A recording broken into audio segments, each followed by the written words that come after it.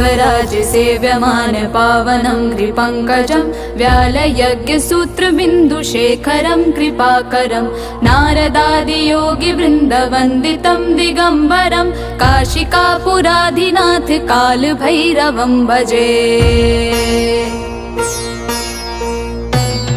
भानुकोटिभास्वरं भवाब्धितारकं परं नीलकण्ठमीप्सितार्थदायकं त्रिलोचनं कालकालमम्बुजाक्षमक्षशूलमक्षरं काशिकापुराधिनाथ कालभैरवं भजे।